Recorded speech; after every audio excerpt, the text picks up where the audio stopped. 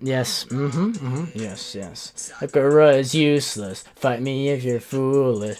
Oh, hi, everybody. What's up? Don't copyright me. I mean, what? Whatever. Anyway, hi guys. Welcome to part 3 for What If Naruto Was a Hyuga Shippuden. Last time, if you remember from the last premiere, which took place a couple minutes ago, we are now getting to the next part, so I hope you guys are ready. No recap needed. Let's go. Naruto and his team, along with Sai now and Yamato with Sakura, head towards the land of grass. Naruto and Sai are bickering the entire way, with Sai seemingly having no emotions, which really ticks off Naruto. Don't you care about anything, Sai? Like a favorite food or a color? Why would I care about a favorite color, you see? All I need to really care about is that I do my job. Unlike you, Naruto, who seems to have slacking for the last 3 years instead of training. Naruto would then grow a small anger symbol on his forehead. He then yells at Sai, telling him that's not true at all, and tells him that he's gotten loads stronger than he was last time. And at this time, if they see Sasuke again and actually are able to save him, then they're definitely going to be able to defeat him. Yamato sighs as he lays back into L's and pleads to be quiet, and that his ears are about to bleed from hearing them bickering and yelling this entire time.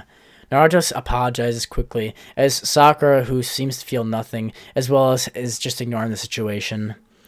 This is when Sai makes fun of Sasuke, and he says that Sasuke is a rogue ninja, so what's the point of even trying to save him anyway? He should just die.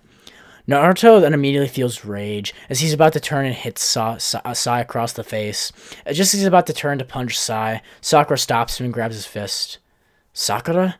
Sakura then stops Naruto as he holds him back. Sai smiling and saying, "See, even she believes that it's true." Suddenly, Sakura punches Sai in the gut, as Sai falls back with Sakura still smiling, walking forward and telling Sai that he shouldn't judge a book by its cover, and that there's a lot more to Sasuke than what he might know about him. Naruto then nods his head and tells Sai that's right, as he heads forward. After a while, Sai asks Naruto what he thinks is so special about this Sasuke. Naruto then smiles as he tells Sai that he and Sasuke have a very special bond. It's similar to a bond that he and Neji have, his actual brother, but it's different. Sasuke and his brother have fights all the time, and Sasuke hates him and wants to kill him, but he just pushes everyone away. I felt like that a long time ago too when I was younger. I couldn't do anything right, and my older brother was always outshining me in everything that I did. I never felt like I was adequate or able to do anything on my own, which really limited my abilities and made me not be able to see who I really was in life. After the 3 years of training that I've done with Jiraiya, I feel like I can be confident in myself and what I believe in now. So, I believe that I really can become the Hokage someday. And even if Neji is stronger and faster than me, there's maybe a day that I'll be stronger and faster than him if I just keep trying. Sai says that manner of thinking is stupid, and that instead of thinking about it he should think about it more logically. That Neji is more talented than him, and that Neji Hyuga is one of the best of his entire clan. Naruto nods as he agrees, telling Sai that that's true, but there can always be more than one best. Sasuke never had that, though. Sasuke, unlike me, didn't have a clan anymore. When he was growing up, he was always alone. And I felt that a little bit, too. But Sasuke told me that I didn't understand him. He told me that I didn't understand what it was like to be him. Unknown to him, though, being the Jinchuriki of the Nine Tails host, the only people who treated me like a normal person was my family. They were the only people I could rely on and count on. Everyone else in the village treated me like dirt, or less than human. If I didn't have him, I would know exactly how he feels. And every time that I was walking alone to school, or going anywhere by myself, I felt very much alone. Very alone indeed.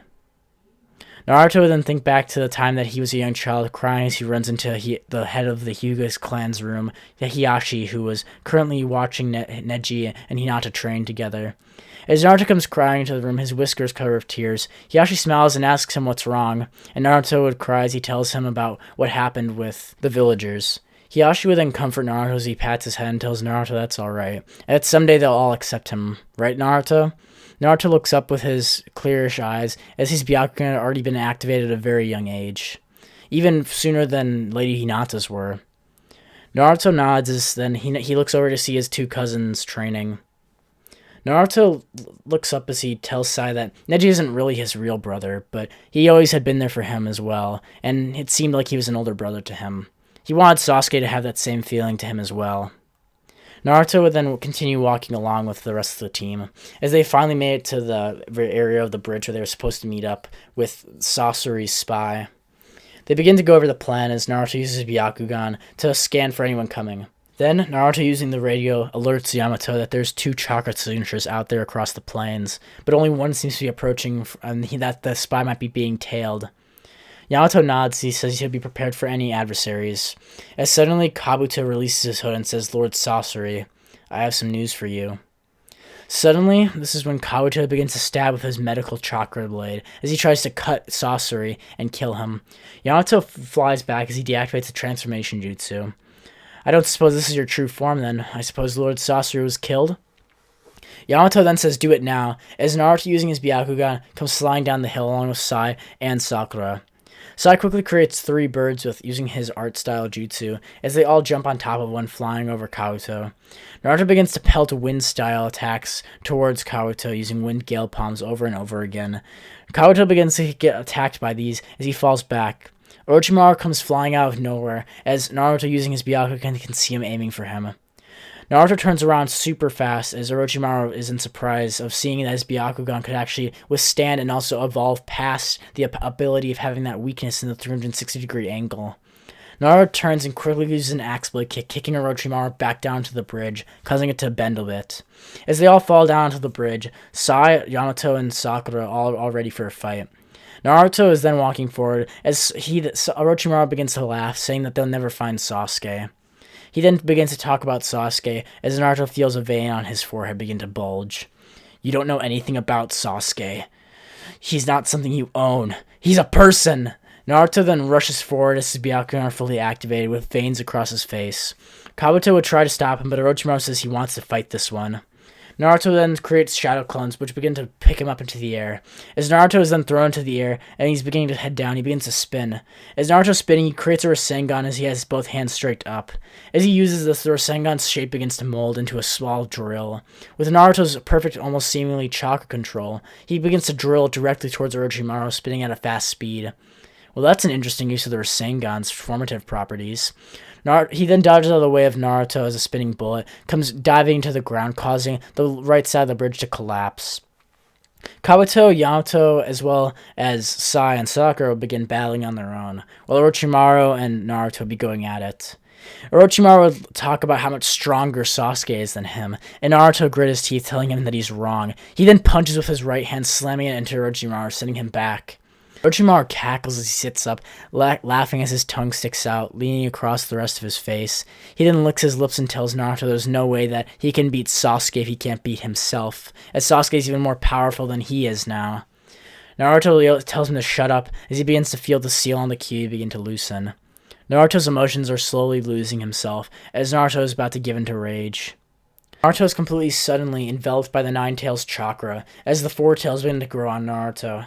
Naruto roars in an animalistic-like tone as he begins to charge towards Orochimaru, actually doing damage to him. "That's so much better now," Orochimaru says as he grits his teeth, feeling pain across his body. Naruto begins to roar as he begins to charge chakra up, with the Kyuubi beginning to form a Bijou Bomb. With the Bijou Bomb being formed, he blasts this at Orochimaru, who uses his own defensive jutsu and blocks it, with all of the doors being destroyed and Orochimaru being in a bad shape. Orochimaru is then grabbed by Kabuto, who retreats, and takes Orochimaru as they rush away, with now Naruto writhing in pain as Yamato uses the sealing jutsu. Before Yamato can use the sealing jutsu to try and seal back up Naruto's Kyuubi power, Sakura comes running forward to see if Naruto's okay and if he needs any healing. "No, Sakura, stay back!" Naruto whips one of his tails and hits Sakura, causing her to have immense damage on her left arm. She yells in pain as she falls back to the ground, with a large scratch across her shoulder. Tears begin to flow from her eyes as Naruto is beginning to get sealed by the Kyuubi. The Kyuubi seal is beginning to get formed back inside of Naruto's stomach, and as Yamato finishes up, the skin across Naruto is completely red. He falls to the ground with blood spurting around him as Sakura rushes forward to try and heal him. Yamato then tells Sakura she needs to worry about herself, as the chakra that had touched her body was extremely poisonous. For anyone except the Jinchuriki, of course. Naruto would be healed by Sakura and has no memory of what occurred during the battle. This is when they decide that they should be able to follow him. Yamato then lets them know that he had sent a wood clone after them and that they can use that to try and find the base that they're hiding Sasuke at. Naruto nods and asks Yamato what happened to Sakura, or if Kabuto did that to her. He then takes Naruto aside and tells him that he was the one who did it to Sakura. Naruto's eyes widen as he thinks about what he did, and that he can't use the Kyuubi's power anymore if he wants to actually be a shinobi. He tells Yamato he understands, and says they have to go rescue Sasuke now. And so, the team begin to head out, with Sai seemingly disappearing now, as Sai had left during the battle against Kabuto, and was now flying towards Orochimaru's base.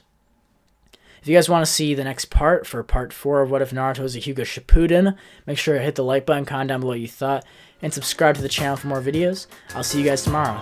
Bye.